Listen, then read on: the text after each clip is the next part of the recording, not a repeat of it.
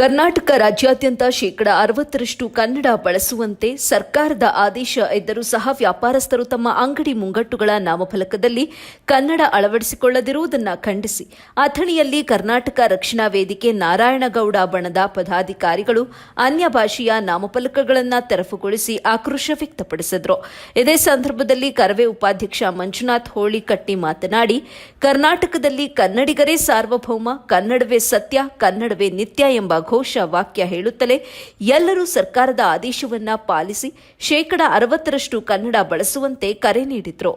ಈ ಸಂದರ್ಭದಲ್ಲಿ ಕರವೇ ತಾಲೂಕು ಅಧ್ಯಕ್ಷ ಶಬ್ಬೀರ ಸಾಥಬಚ್ಚೆ, ಉಪಾಧ್ಯಕ್ಷ ಸಿದ್ದಗೊಂಡ ಹಿಪ್ಪರಗಿ, ಶ್ರೀಶೈಲ ಪೂಜಾರಿ, ಸಚಿನ್ ಪಾಟೀಲ, ಜಾಫರ್ ಪಟೇಲ್, ವಿನೋದ ಕಾಂಬಾಳೆ, ಸುಂದರ ಸೌದಾಗರ ಉಪಸ್ಥಿತರಿದ್ದರು. ವರದಿ ರಂಜಾನ್ ಮುಜಾವರ್, ಎಬಿ ನ್ಯೂಸ್, ಅಥಣಿ. ಯಾಕಂದ್ರೆ ಇನ್ನು ಕಾಲಾವಕಾಶ ಕೊಡಕ್ ಆಗುದಿಲ್ಲ. ಯಾಕಂದ್ರೆ ಆಲ್ರೆಡಿ ಇವರಿಗೆ ಬಹಳ ಟೈಮ್ ಕೊಟ್ಟೈತಿ. ಈಗ ಸರ್ಕಾರದ ಆದೇಶನೇ ಆಗೈತಿ. ಆದ್ರೂ ನಾಮಫಲಕಗಳು ಕಡ್ಡಾಯವಾಗಿ ಕನ್ನಡದಲ್ಲಿರಬೇಕು. ಈಗಾಗಲೇ ನಿಮಗೆ ಕಾಲಾವಕಾಶವನ್ನು ಕೊಟ್ಟಿತ್ತು, ನೀವು ಬದಲಾಗದ ಆದೇಶ ಆಗೈತಿ. ಕರ್ನಾಟಕ ರಾಜ್ಯ ಸರ್ಕಾರದ ಆದೇಶ ಆಗೈತಿ.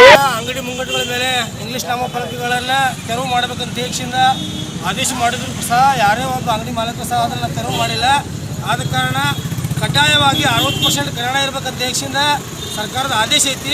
ಅದಕ್ಕೆ ಯಾರು ತೆಗೆದಿಲ್ಲ, ನಾವು ಕರ್ನಾಟಕ ರಕ್ಷಣಾ ವೇದಿಕೆ ಪದಾಧಿಕಾರಿಗಳು ಎಲ್ಲ ಸೇರ್ಕೊಂಡಿಸಿಂದ ಇವತ್ತು ಅದನ್ನು ತೆಗೆಯುವಂಥ ಕೆಲಸ ಮಾಡತ್ತೀವಿ.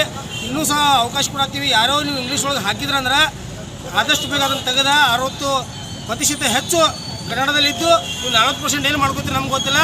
60% ಏನೈತಿಲ್ಲ ಕನ್ನಡದಲ್ಲಿರಬೇಕು. ನೀವು ಕನ್ನಡ ಬೋರ್ಡಲ್ಲಿ ಹಾಕಬೇಕು ದೇಶದಿಂದ ತಮ್ಮಲ್ಲಿ ವಿನಂತಿ ಮಾಡ್ತೀವಿ.